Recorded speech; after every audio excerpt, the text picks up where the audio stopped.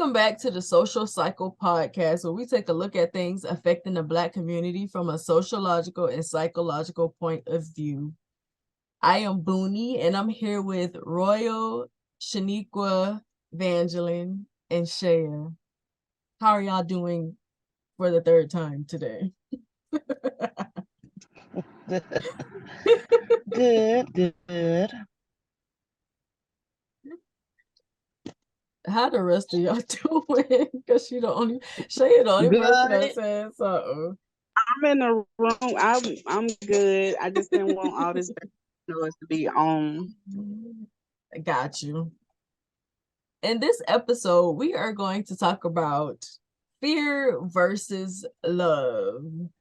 And not necessarily just the emotions, but like with the questions, I'm gonna dig a little deep because I feel like sometimes we don't know how to differentiate between what's love and what's fear, because I believe that they can feel the same way and you can mistake one for the other if you don't really know how to differentiate between the two of them. So I felt like it was a good topic to discuss, so we can unpack some things.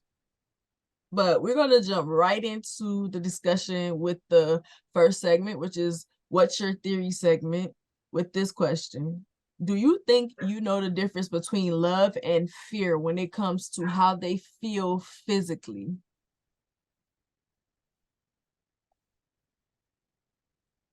Hold on, repeat the question. Do you think you know the difference between love and fear when it comes to how they feel physically? Somewhat. I don't think so. Fear makes me not want to be around you. The energy I get from it makes it's kind of like a repelling, like a repellent. Like I don't want to be anywhere near you. I don't want to get close to you. I don't want to see what you about. None of that. I don't even want to see why you're giving me that energy. Whereas love is like it's like a magnet. I want to be close to you. I want to be near you. I want to see what I can do to make you happy. I want to see what's going on in your life, I I can feel the What about you, Sheneaqua? I had just said no, I couldn't. I mean, no, but I think so. I mean, I think I could differentiate the two, but sometimes fear can feel like love, or you may Right. mistaken it for love, and it's not always love. It could And just when I say but the friendship between the two when it comes to physically, I mean, like, let's say that you're in a relationship and maybe your relationship is a little toxic, which we gonna get into or whatever. And let's say that the choice is whether you're gonna stay with that person or not, and you're in your feelings or whatever, you in your emotions or whatever, you know how you go through that process of deciding if I'm going to stay with this person or not. When it and you're comes scared to to leave.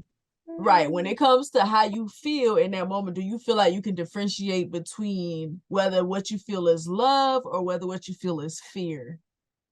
I have experienced it, so no, you can't always. Well, I can't always differentiate the two between the two. What about you, Shaya? um, when it comes to how I feel physically, um, I can understand how those two can feel the same, but when I truly do love somebody, um, the physiological effects are different. I feel like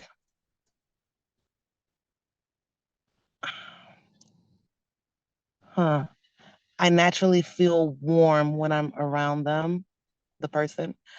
If I if what I feel is fear, then it's I tend to naturally clench up and not want to be around them physically. But it's Not it's It's more so not necessarily for the person whether you love the person or mm, fear them, but like when it comes to like the situation, like the relationship, when Like you it's like, saying. yeah, like when it's like y'all are like conflict, when you're having conflict, I'll say, with them, and it becomes toxic in a relationship, you always have a conflict. So not necessarily how you feel about the Okay. person, but like, yeah. Yeah, in that case, it is hard to differentiate for me the difference. Because excuse me. If the situation is toxic, that even though I know that, you know, even though I know it's toxic, my brain can mistake it for love because in in that moment, even though it's toxic, it's like um and even though we're in conflict, it's like, well, in the back of my mind, how I rationalize it is that, oh well, at least at least we're fighting for each other, or at least we're making I feel like the conflict, or I mistake the conflict to be love because of the fact that it's happening at all, if that makes sense. I don't, or maybe I'm not understanding the No, question I get what, properly. I understand exactly what you mean. Hmm. Like basically, like having conflict with a person means that you love them, because if you didn't, you don't think that you You wouldn't, would. exactly. They wouldn't even bother to even try to. It wouldn't be the conflict wouldn't necessarily be happening if they didn't care at all. Gotcha. Hmm. So for me, I do think that it's hard to tell the difference between love and fear when it comes to having a conflict with a person that you love, you care about. I think when you're in the middle of a conflict in a relationship like that, and sometimes when it's consistent, like you always having a conflict with this person, I think uh we can mistake one for the other. We can mistake fear for love a lot of the times. Like maybe, you love that person. You don't necessarily want to leave them. Like there are things that you like about them and you feel like you can work on that. Like I can bring out those things more. Like maybe if I did this, I can bring it out more rather than seeing it for what it is. Like, well, he has seeing the red flags. I feel like when you're in the heat of the moment or whatever, especially for us women. I wish next time we talk about this, we could have both men and women. I feel like when you're in the heat of the moment, especially for us, we think about the things that we will be losing if we lose them, if we lose the relationship. If I break up with them, then I won't have this, that I won't get this, that, and that. We kind of forget about the things that we go through because of the relationship, because we're more focused on what we would be losing. And I feel like that makes us confused about which is which. I feel like I know how to differentiate between the two now, but I had to go through experiences before I was able to do that, because in my last relationship we would get into stuff or whatever, and I would be like, I would know that a lot of the things what he did, the things that he said, it wouldn't be okay. The things that he would be doing wouldn't be okay, or the way that I'm acting is not okay. This is not me. This is not okay. But then it would be well, well, if we break up, then I won't be able to do this or whatever, or we'll do the good outweigh the bad. And I feel like in the heat of the moment, we kind of do the pros and cons list, but we focus more on the pros, and the cons we think to ourselves, oh, we can work it out. It'll get better. It'll get better. Like if we keep, like you said, Shaya, if we didn't love each other, we wouldn't have these conflicts. But in my mind, it's really just about how we resolve the conflict. And if we can resolve every conflict we have, we can make it work. That's how I used to think. And I used to be really obsessed with resolving things. And sometimes when you're in relationships with people with certain people, like agents of chaos, narcissists, like they can know that about you. Like, oh, she's only good when she can resolve things. So if I keep things chaotic, I could keep her here because she ain't gonna feel comfortable leaving me until we resolve this. Like we need to come to an agreement. We think mutually. Both of us have to decide that this relationship is not working. If it's only one of us, then we should stay because one of us is still willing to fight, type of thing. That's kind of how I used to think. Like when I was in my last relationship, and it's crazy because before that, I totally did not think like that. It would be if I couldn't get along with one of my exes, immediately we shouldn't be together. But in this situation, and I think it was because it was different. Number one, I was more comfortable with him. So I was my full self with him and he accepted all of it. Like he accepted the me that my hair don't be fixed, my polish on my toes is chipped, and I don't look the best all the time. Like he accepted all of that. So I like the fact that I could be me 100% around him. So like whenever we would have conflict, I would be like, if we can resolve this, as long as we can resolve this, we can make it or whatever. And then I started to learn within that relationship, that's the problem. Like that's why this is toxic and you keep coming back to this because you want to resolve something that you probably can't, because they don't want you to resolve it because they know that you need to. And I had to walk away without getting that resolution, without getting that closure, because I think when we have it in our minds too, the closure, I need closure. I need the closure or whatever. And that keeps you in the situation too, when you really need to learn how to, end things without the closure. So I am able to tell the difference between fear and love now when it comes to having conflict with a person that I'm in a relationship with, but in the past I didn't. But within that situation, I learned how to differentiate between the two. So moving on to the next segment, which is the hear me out segment. What do you think keeps people in toxic situations more, love or fear? Well, for me, I be thinking it be love, but it really be fear. Why you think fear keeps people in those situations more?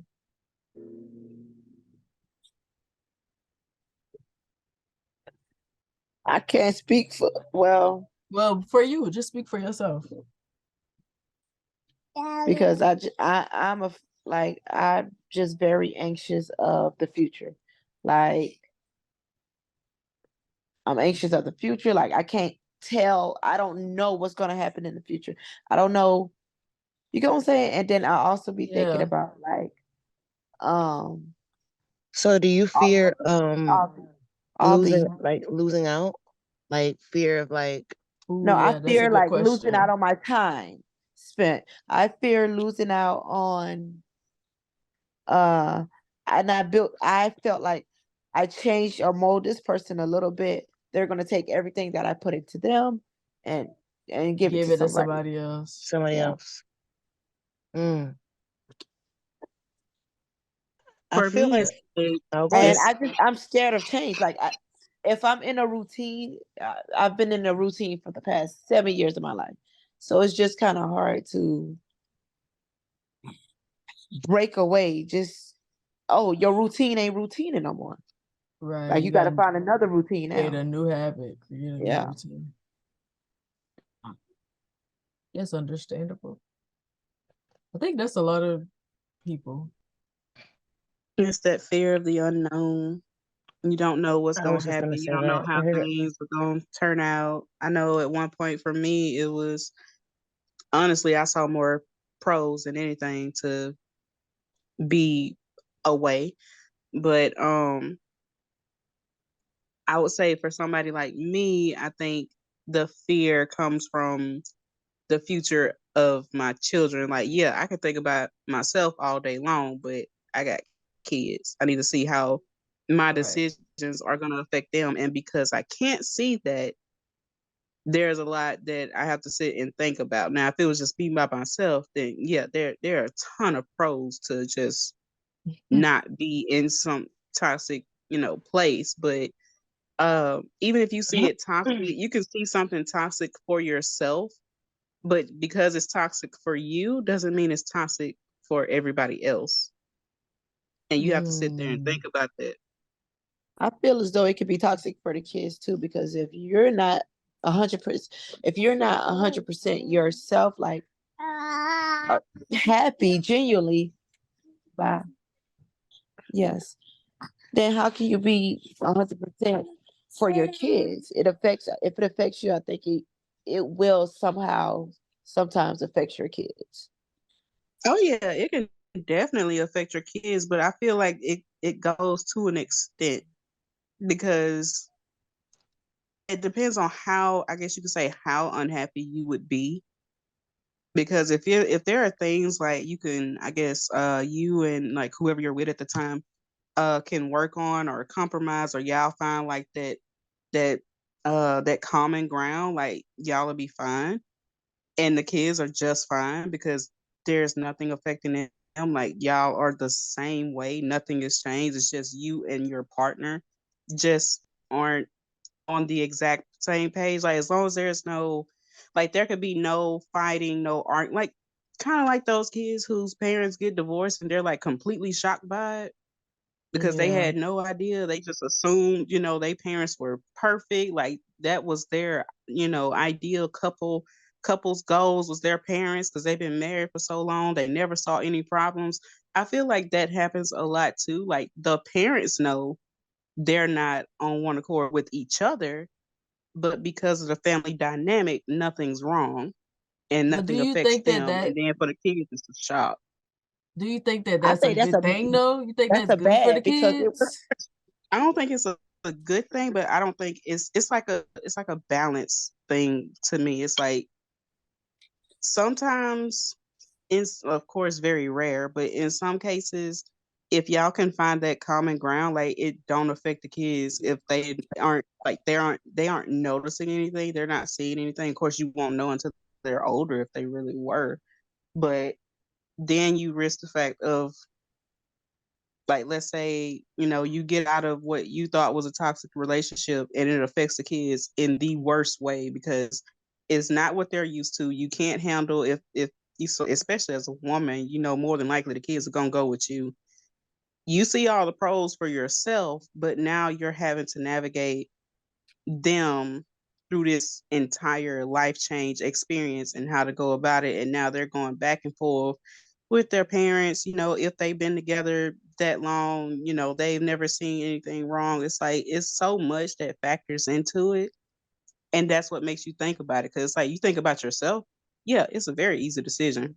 But then when you have other people involved, it's like it makes you think. yeah, it definitely makes me think. I agree with you 100%. When you got kids involved, but I feel as though when they get older, I think that be the worst. They not seeing you together this long while now. Like I think it have more I've effect on seen them. it Like happen to people that somebody that I was friends with. Their mom and daddy broke up as soon as they graduated, and it was like, yeah, that I think that has more effect on when they're young. You can mold. You get what I'm saying. You can mold them, and they won't probably even remember. They'll just be gone. It still can be healthy. I feel as though.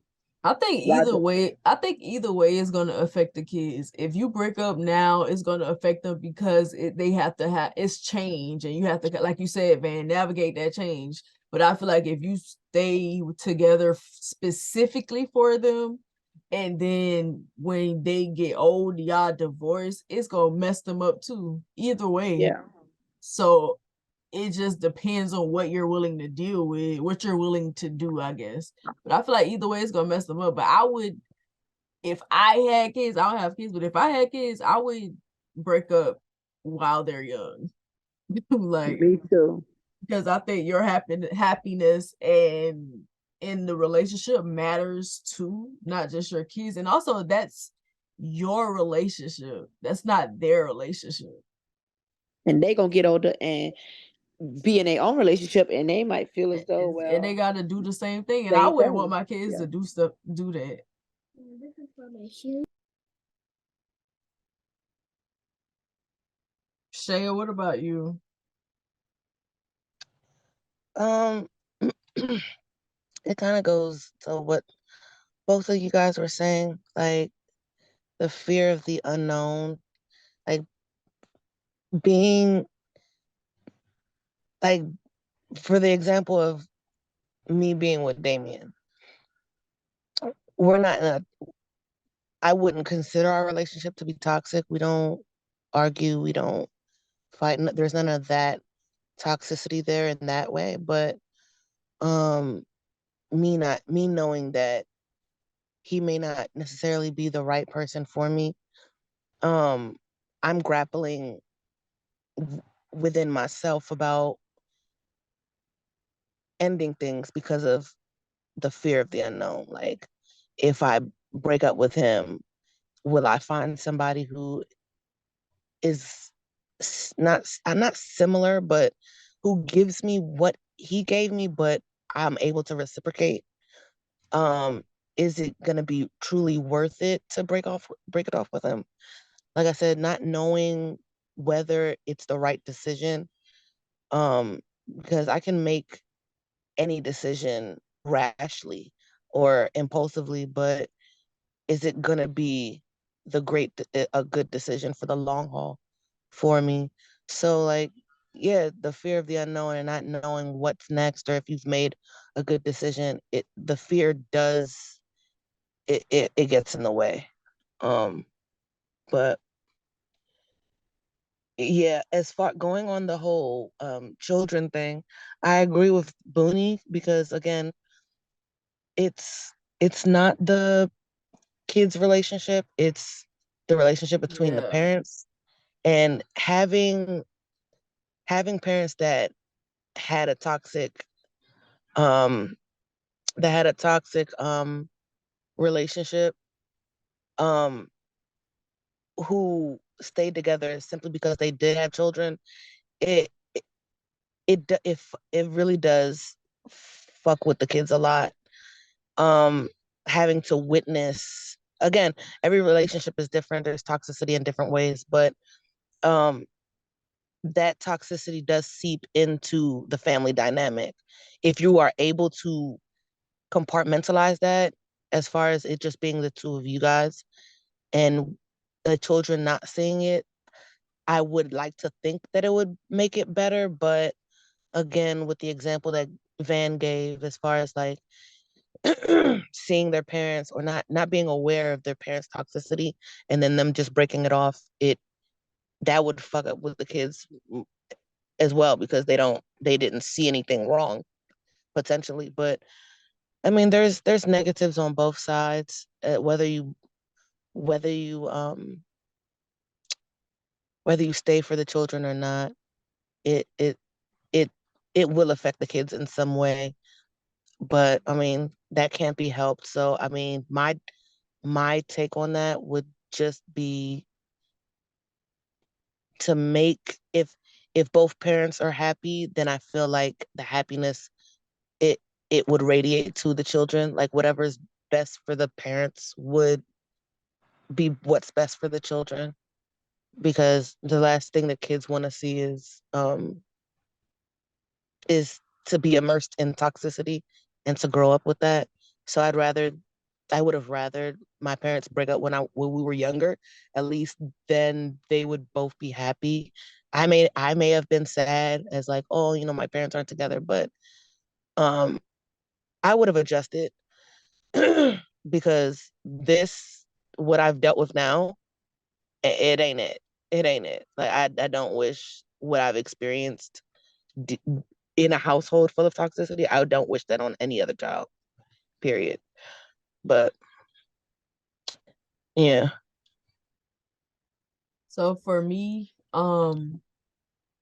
I do think that people stay in toxic relationships out of fear more than love, for a lot of reasons. And also I'll say one of them too being like, let's say you witnessed that as a kid, you saw your mom deal with a lot, you saw your dad deal with a lot from your mom or whatever, so you think that that's how relationships are supposed to go. So now in your relationships you do the same thing.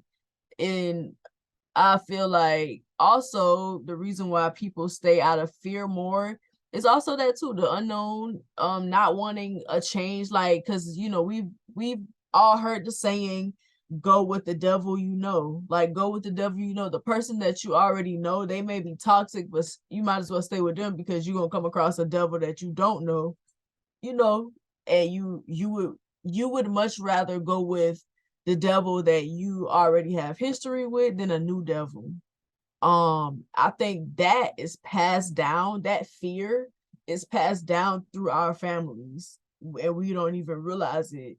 Because that's the mindset that a lot of older people were like. I've heard my grandma, my stepsister's biological grandma, but my step grandma, y'all know what I'm trying to say.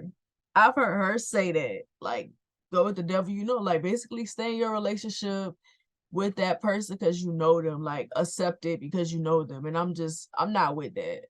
And like I was saying earlier, when it comes to when you have children, I I understand the wanting to stay together because it'll be a change for them and you don't want it to be that. You feel like it's more healthy to stay for that because um because you feel like as long as y'all are able to be on one accord, it won't affect them. But I think that your kids know when you're not happy. I think that they know when you're not fulfilled.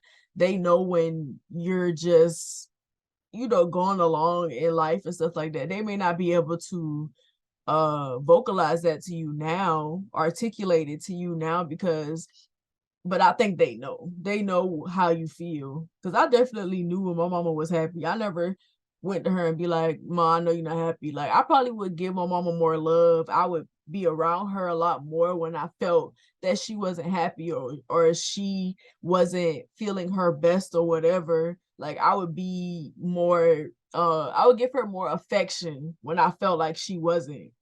And also I feel like too, when you do stay in relationships for your kids, it's easy to kind of use them as an emotional crutch. To form when you're not getting when one parent is not getting what they need from the other, I think it's easy to form a codependency with your kids because you're not getting it. You feel like, well, as long as I got them, I'm good. As long as I got them, I he don't really gotta do whatever. Like, I got my kids, I'm always gonna be good. You kind of form that, and even if it's not codependency, but you rely on them for that emotional support. And I'm not gonna say that that's wrong, but I feel like it's a lot It's as a child, definitely wrong. as a child who has been the emotional support. It's a lot. It's a lot. You don't want to do, and it's kind of like just leave instead of like dealing with this. Like, I love you and everything. Like, I love you and everything, but it's a lot. I don't want to be like, that's y'all's relationship. I don't want to be involved in that in any way. Like, I don't want to be the what you use to make up for what you're not getting. Like, that's between the two parents. Like, I feel like your relationship is between you and your partner. Like, it's not necessarily between the kids. That's why I feel like either way it's gonna cause some stuff, but it's your relationship at the end of the day. Um, but yeah, I do feel like people stay in toxic situations out of fear more because I feel like it's something that's passed down. For one, we've seen it. We've seen our parents stay in relationships where they're not happy and it's toxic. And it don't necessarily gotta be visibly, like physical, like them being abusive to each other physically, mentally, or whatever. Sometimes situations are toxic because you're in them. Like, you're not compatible with that person. Y'all don't agree on a lot of things. Y'all's mindsets are different. A lot of the things are different. Like, y'all not compatible at all. And So when it comes to like making decisions for the household, we can children can see when your parents are not really together, when they're just compromising, and when they're just like, okay, we just go meet in the middle or whatever. You can see that. I definitely could see it. I think kids could see it. But yeah, I think it's passed down. And I also think there are other components, like y'all was saying, not knowing what's gonna happen, having to break that habit, having to break that routine, being with somebody else. Um, and also too, I feel like the reason why people stay in relationships out of fear, mostly out of fear, because when you're moving with love, sometimes love tells you to let it go. It's not always staying with that person and working this out. Sometimes loving somebody is letting them go. Like sometimes that's like the highest form of love sometimes that you can show somebody. That's the pinnacle of your love. Like, I love you enough to let you go, because I don't want to fight with somebody that I love. I don't want to be mad at you. I don't want to end up hating you because I love you. I don't want to feel like this about you, so I'm going to let you go, because that's not how I want things to end. I don't want things to go like that. And I feel like when you're making decisions out of love, you have to make harder. It's harder, because it doesn't always look like what you want it to look like. And I feel like our perceptions of love, um, and fear and stuff like that is also matters too, like the components or whatever, why people stay in relationships out of fear. But moving on to the next segment, which is the let's fix it segment. How do we tell the difference between love and fear when we're making decisions in our relationships?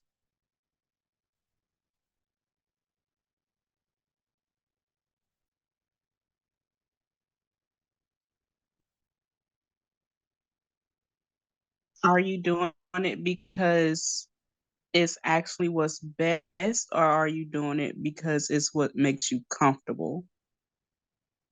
If you're focusing on what makes you comfortable, you're doing it out of fear. If you're doing it off what's actually best, knowing the hard decisions you're going to have to make, you're doing it out of love. Right. What about how do you feel? What about you, Sheneaqua? Same thing she basically said. Yeah, how Van worded it was perfect.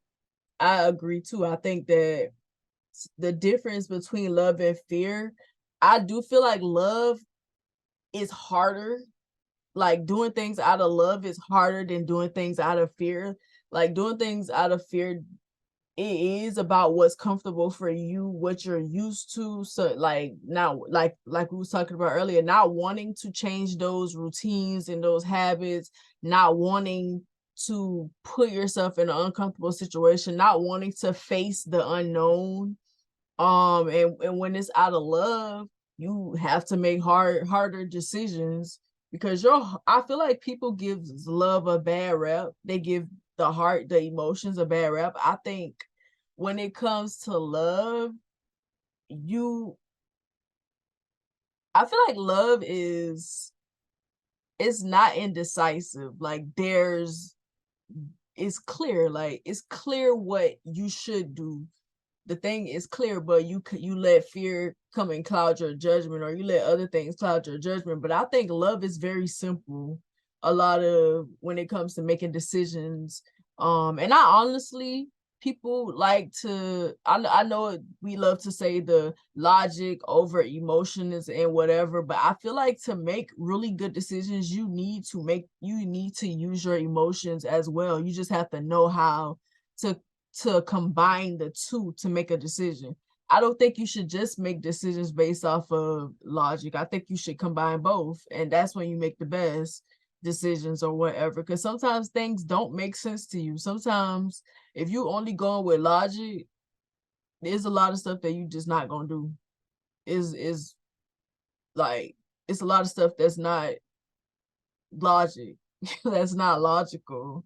or whatever. It's a lot of stuff that you wouldn't do if you just going based off of not of logic. And I feel like logic can make you move in fear too, because I feel like when you're making decisions that is supposed to make sense for, I guess you could say, because I feel like we're set up to make decisions based on our survival. So logic is going to point you in the best direction of what's going to be comfortable for your survival, like what you should do to be good. Sometimes going through those tough situations is good for your survival too. Making those hard decisions is good for that too. It's good for you, good for for you to learn those lessons for your growth, for your evolution. And I feel like logic doesn't always point in that direction. Things that are like good for growth and your change and your evolution. But it also depends on what's important to you when it comes to life. If evolution is not important to you, if changing is not important to you, if growing is not important to you, then you can make decisions based on fear, decisions where you're gonna be comfortable. But it takes a little discomfort for you to have the best results. But I think what Van said was the perfect explanation. But we can move on to the next segment, which is the story time segment. Do any of you have a story of a time you stayed in a relationship out of fear instead of love, but thought it was because of love?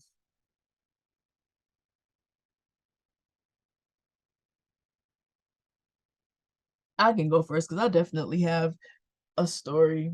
Like I was saying earlier, in my last relationship, it was a very toxic situation because my partner was I'm not even going to use the word narcissistic. He did not know how to be in a relationship. He didn't really know how relationships worked. I feel like he was used to doing things a certain type of way and getting away with it. So when we got together, and I actually care about my relationship, so there are certain things that I feel like you need to make a relationship work, and he wasn't used to having to follow those like guides, I would say principles. I'm not going to say rules because it's not something that I was trying to force him to do, but it's like, if you want to be in a relationship, these are the things that these are the things that I need you to do in order for us to be happy, in order for me to be happy, for us to have a successful relationship. And I feel like it wasn't important to him. I feel like the reason why he was with me because he knew that being in a relationship with me was the only way he would possibly get to have sex with me. I really feel like the only reason why he was with me was because he wanted to have sex, and I wasn't just going to have sex with him.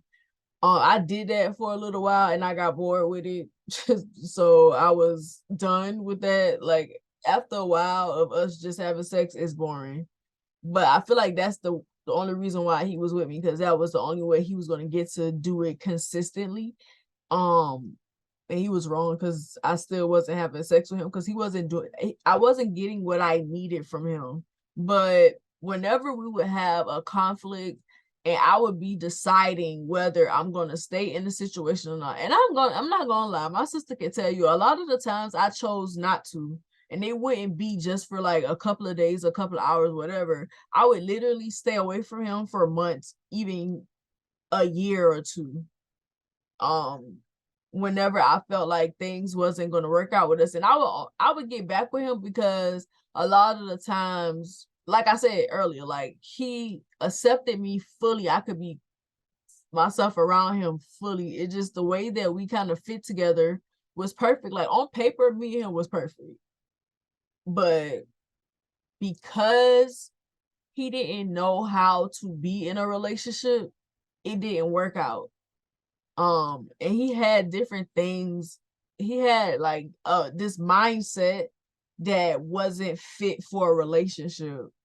So that's why it didn't work out with the two of us. Like things didn't the world don't run a lot of the times how people think that it does and think that it's supposed to. You're not just supposed to get whatever you want from people and not give anything in return. That's not how it works. But it didn't work out. And I'll say I a time where I felt like I made a decision out of fear and thought that it was love. A lot of the times, cause we've had a lot of conflicts. I think most of the time, whenever I decided to get back with him, cause it would be we would break up, and then he would try to show me that he was improving, like I'm a better person, like now this is what I'm doing now, and that would be the only reason why I would get back with him, because it would seem like he changed to me, but he actually did. He would change long enough to get me back, and then once he was comfortable, he would go back to being the same way. And I would get back with him because I thought I was telling myself while I was in a relationship that this was the best that I was going to get, because I started to believe what everybody outside of me was saying. This is the best you're going to get. And I feel like if I was to stay in my city and I didn't date people online, or I didn't date people in different areas, on paper, he probably would have been the best that I would get, but not for real. Like on paper, he looked really good on paper. We were a good look for each other on paper. But when it came down to it, we were not. And he wasn't the best for me. He wasn't the best I was going to get. I went through a lot of stuff because of him that I didn't have to go through. And I have an illness that I have to think about. And a lot of times the things that we would go through would trigger that. And that was the number one reason why I needed not to be with somebody like that. And he did not care about my health at all. And he didn't care. If I was sick, he would still start arguments. He would still do stuff to aggravate me, to trigger me or whatever. So he definitely was not. But that's what I thought, because that's what I was telling myself, because that's what people would try to make it seem. They wouldn't come out, they might be like, that's the best you're gonna get, whatever. But they would just say certain things or whatever, and I started to believe it. And I started to tell myself that too. Like, I'm never gonna be this comfortable with somebody again. Like, this is the best I'm gonna get. He accepts all of me. Nobody is ever gonna accept me like that or whatever, because that's important to me, because I feel like a lot of men have this idea of how I'm supposed to be, but whenever they get with me, it's not what they thought it was going to be. And I think it's a lot of the time because they only be getting with me because of how I look, but I'm actually a person. And I'm somebody who has a lot of ideas, and I there's a lot of things that come with me, and if you're not gonna accept that, I'm not gonna accept you. So I would tell myself this is the best I'm gonna get for that reason. But he definitely wasn't. And I think that's another thing too that keeps us in toxic situations. When you keep telling yourself stuff like that, you're literally programming yourself to think that this is the best I'm going to get. This is the best situation for me. This is the best I'm going to get. This is the best it's going to, when it comes to relationships, be for me. When you tell yourself stuff like that, I can't live without them. I can't be without them. I can't see myself without them. You're programming yourself to believe it. So the more you say that to yourself, the harder it is to break away from that, because you've already like brainwashed yourself into thinking that that's what it is. So that's another thing too. Like you just can't think like that when you're in situations. Nobody is the best that you're going to get. Sometimes, like, it depends on the situation. It may seem like it, but it's not. And also, you can always be by yourself. I know that for some of you, that's not an option, but there's nothing wrong with being by yourself. But yeah. What was that? What you said is not an option? Huh? What you said is not an option for some of you. What you said, being by yourself? Oh yeah, being by yourself. Because some people don't want to be by themselves. Some people believe that you have to be in a relationship. That's why I said that. I disagree. Yeah, I know, but some people think that you shouldn't be by yourself. You're not supposed to. We're not created to be by ourselves. That doesn't necessarily mean that you have to be in a romantic relationship with somebody. That just means that you're supposed to have a community. That's it. Sometimes, and I can't speak for everybody else, but like dealing with like a consistent partner day in and day out, I be thinking in my head, don't want no more man after you right now. No time soon. Because it is Like, a lot. Because being with somebody is a lot. It takes a lot. I already said if this one ends, I'm not getting another one. Not because like I want that one. Like, no, I don't want none. If I'm not gonna be in that one, I am just fine with being in absolutely none. Like maybe a woman. I well, will say that. Maybe a woman. But another ain't gonna say goddamn man. I ain't gonna say I ain't ever been in another one, but not no time soon. Yeah. I'm good on them. I can do without. I'm good on them too, but I feel like I'm 29. the streets need me. Yeah, the streets definitely need me eventually.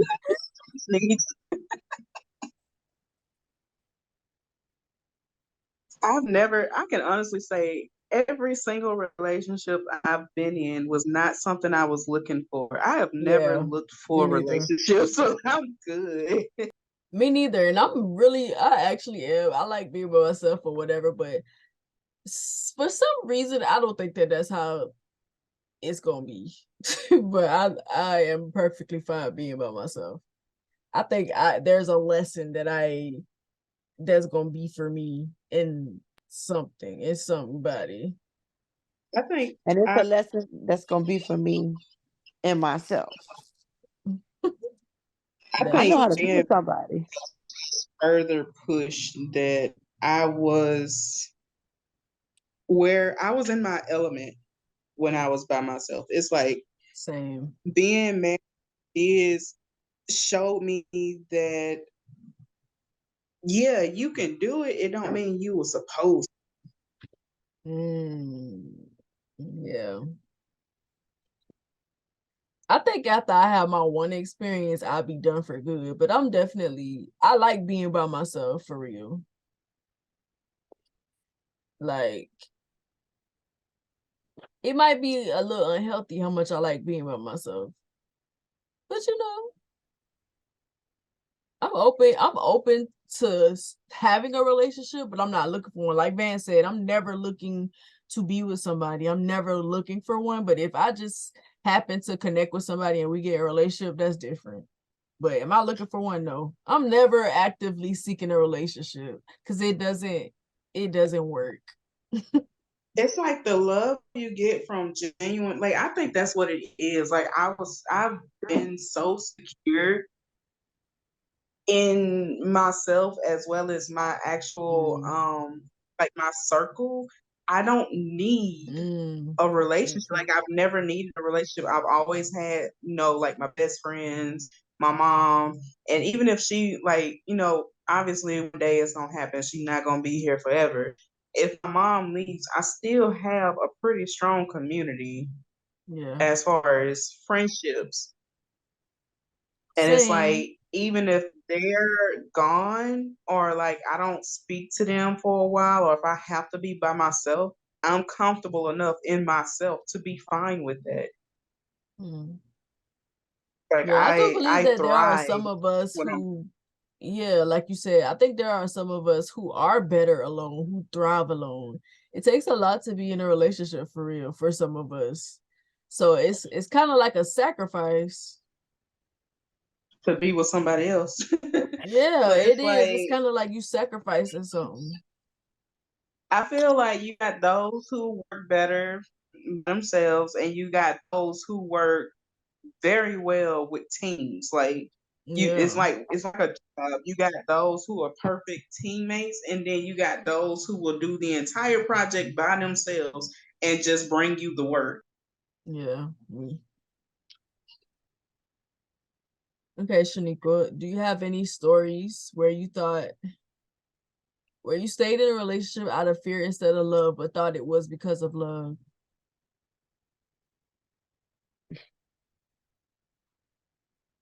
Yeah, but I can't even remember those experiences because they was years ago. I've not stayed at like my previous situations. I've stayed out of fear. So I honestly Can't even remember the last time I stayed because of love. Mm. And you already said why you stayed out of fear, so you ain't gotta repeat. I ain't gonna make you repeat it. Mm-hmm. What about you, Van? All of mine ended out of love. I did stay in one out of fear initially, because it was like a huge fear, like the fear of the unknown, the fear of what's going to happen next, the fear of, how this is going to work out, how is that going to work out. But then I remember every fucking time I start stressing over some shit, the very shit I was stressing over never turns out to be anything I should stress over. So I was just like, fuck it, I'm gonna just let it go in the wind, and whatever happens, happens. So I don't even I didn't even have that fear after that. It was just a go with the flow point.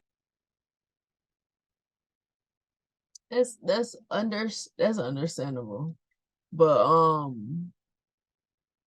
okay, moving on to the next segment, which is the wealthy health segment. Do you have any sources people can use to differentiate between fear and love? And I feel like what Van said earlier was as simple as you can get.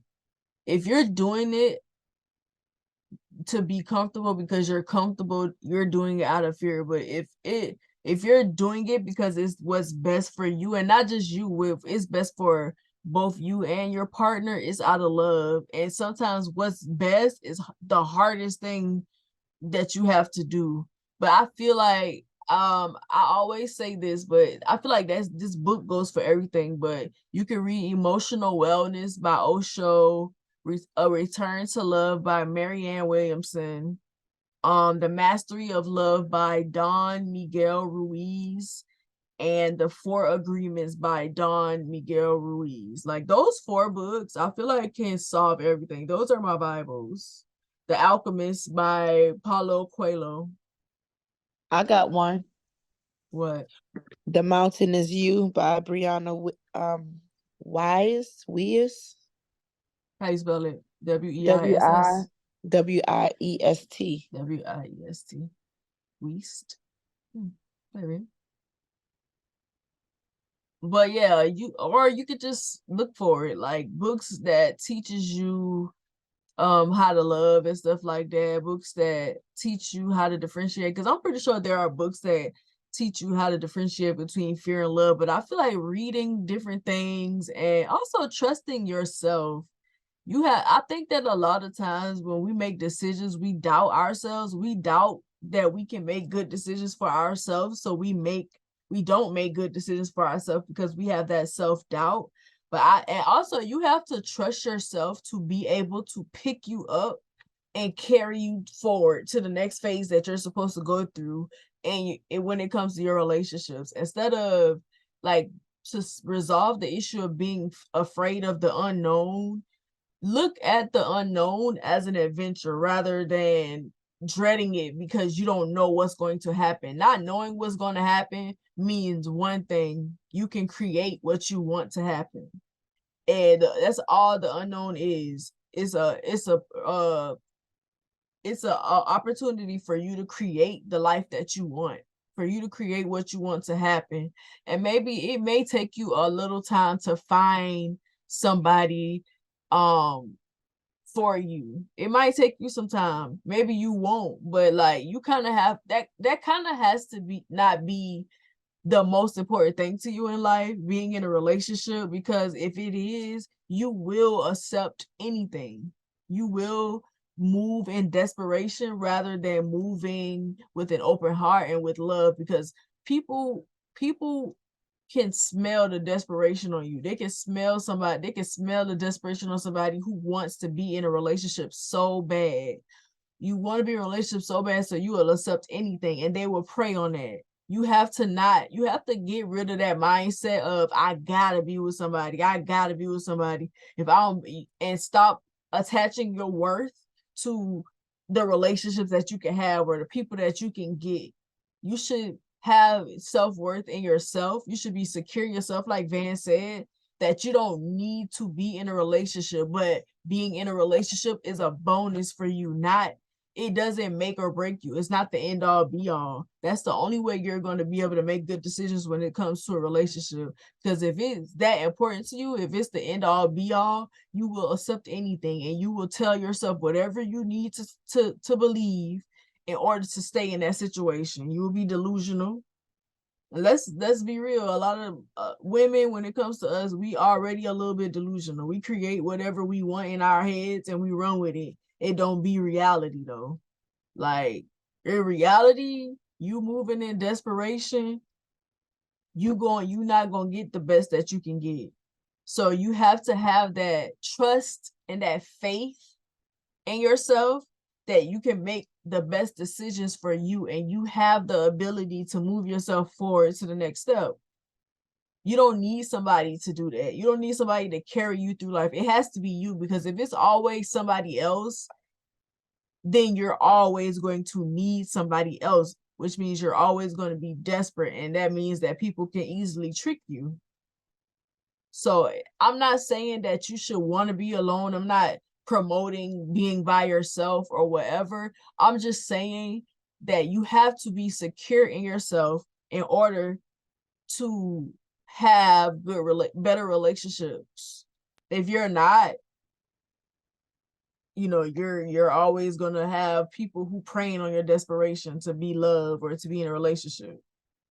Yeah, because the list gonna run out. Like, you're not gonna always have the people that you have on your list to run to if you have go-to people, or it's like, I know this person got me.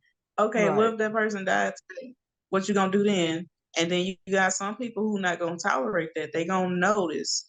You only come to me when you want some, or you always coming with something. Like, you're always needing help, or you're always needing something from somebody, whether it's the emotional baggage, the drama baggage.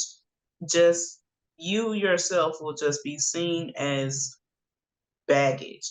Now, Right. again, like Boonie was saying, we're not saying that you need to be what's the other word, hyper independent. Right. But there is a limit. There is definitely a limit. You have to know that balance. You have to know you can depend on yourself if you need to. If you got Right. resources, use them. But at some point, you're gonna have to do some shit on your own. You're gonna have to move forward. It's gonna have to be, but for more than just this one instance, or this week, or this day, or this month. You're gonna have to fend for yourself. Exactly. So, and also don't let fear stop you from moving with love. I feel like you should want to move with love. I think that people are afraid of letting love make decisions, using love to help them make decisions, because it's hard. It's definitely very uncomfortable, because you're going to have to do some things that you're not used to. And I feel like when you're always moving in fear, you keep going in circles. You keep having these repetitive things that keeps happening to you because you're too afraid to make the decisions that you need to make. And that's just life. That's how life happens. Like we are supposed to evolve. We're supposed to change. So until you make those decisions that you need to make for yourself and go through those things that you need to go through, you're going to keep being in that cycle. And then we all know that it's not fun. I like that. What was it, you or was it Shaya that said it earlier? For those that do have kids, if they're seeing you do and tolerate certain things, they're gonna learn or think that that's Yeah, okay. And I think that was me. form of working from love is if you're looking at them and you're like, "Would I want you to do the exact same thing I'm doing? Even if it's going to hurt you right now, it would be best for me to show you something different than to keep showing you that just because I'm what's the word, content, or I'm okay with this, doesn't mean I want you to be okay with it." Exactly. I think that is a great mindset to have when you have kids. I know having kids makes things harder, but also remember too, in your relationships, it's not your kids' relationships. Yeah, they're your kids' parents, but it's not their relationship. So you got to make that decision for you and not them, because it's not their relationship. Like, I feel like you can co-parent without being with the person that you had kids with. Like, I know that that's something that we all want. None of us want to raise our kids in a household where both parents are not, but you can co-parent. You can co-parent and your kids can be healthy without y'all being together or without y'all being in the same house. Like, that's not their relationship. Because if I was to get older, my mama told me she stayed with my daddy, even though like that had no chance. If she told me that she stayed with my daddy because of me, I would look at her and be like, for what? Like, that wasn't my nigga. That was your nigga. Like, that's not my relationship. That's not my partner. So why would you choose to do that to yourself for me? Like, do that for you. You have to know your kids, because like I even told my own mom, like, I don't think I would have turned out the way that I turned out if you would have been with my daddy. And I was saying that, like, that's not in a good way. Like, I don't think I would have turned out as good or as tolerable Yeah. as I am right now if you had stayed with my dad. Like, my dad ain't horrible, but the nigga wasn't a good nigga. Like, he was definitely trash. As a man, as a father, no. As a man, that nigga was definitely trash. So Yeah, I my don't daddy think was trash too. it would have been best. But I also have siblings that looked at our parents' relationship and was like, no, they should have stayed together. And it's like, are you for real? Like, Mine was you trash really several think that? times. Like, you have to know your child. Like, be born in the exact same family, treated the exact same way, but have two different mindsets. I'm like, yeah, leave that nigga. And the other ones are like, no, you should have stayed. It's like, you just have to know your kids. Heavy on leave that nigga. Heavy on the lead that nigga. Because that is not my nigga. That is my daddy, but that's not my nigga. That ain't my nigga. That ain't my nigga. That's your nigga. You better make that decision for you, girl. But we can move on to the next segment, which is the what would you do segment. And we don't have any questions for this segment, but don't forget to email socialpsychopod@gmail.com if you have any questions or if you want any advice, and we will try to answer it at the best of our abilities. Now, moving on to the last segment of this episode, the Black Life segment. What is something you fear about love, and what is something you fear about fear? I was gonna say, what is something you love about fear, but hey, we ain't got no love for fear. You said, what is I something you feel that fear they about both love? keep you stagnant. Huh? What you say, Van? I feel like they both can keep you stagnant. And I think it depends on your perception of what they are too. Yep. If you're working out of love, your love for something outside of yourself can keep you in situations you don't need to be in. Whereas fear can do the exact same thing. Yeah, I think it's a perception thing too, because I feel like love ain't gonna make me stay in a bad situation. Let me I feel like rephrase. that. More love for that person than yourself. Oh yeah, or those people or you that operating thing like or that, that job. Yeah, you're right. Sheneaqua, what is something you fear about love, and what is something you fear about fear? Something I fear about fear is definitely staying stagnant, being in the same position 10 years from now. Yeah. And Fear about love, just being overly obsessed or with someone, or Like giving too much.